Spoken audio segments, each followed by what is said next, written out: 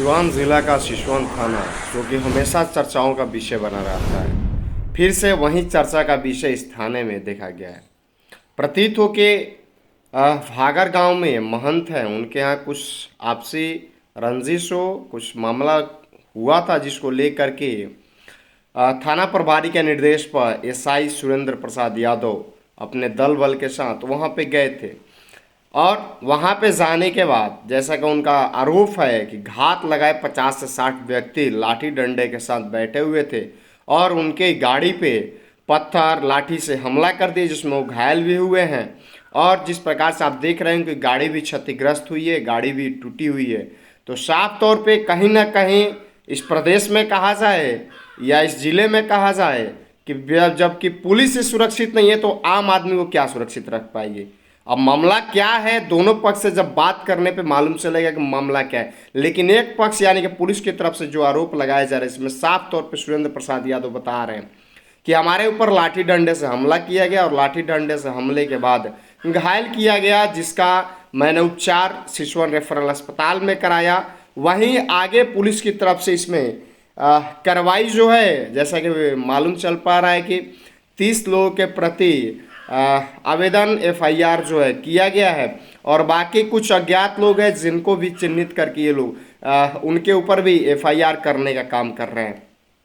मामला यहाँ पे एफआईआर का ये उस चीज़ का नहीं है, मामला है कि किस प्रकार से बिहार पुलिस अपने आप को सुरक्षित नहीं रख पाती है। आखिर में क्या मामला लेकर जाती है कि गांव पे भागर गांव के लोग आक्रोशित हो जाते हैं और आक्रोशित होने के बाद पुलिस के ऊपर ही लाठी डंडे से बरसात कर देते हैं। उनकी गाड़ी क्षतिग्रस्त हो जाती है, एसआई क्षतिग्रस्त हो जाते हैं, इनके सिपाही क्षतिग्रस्त हो जाते हैं। आखिर में कुछ न कुछ तो बात होगी।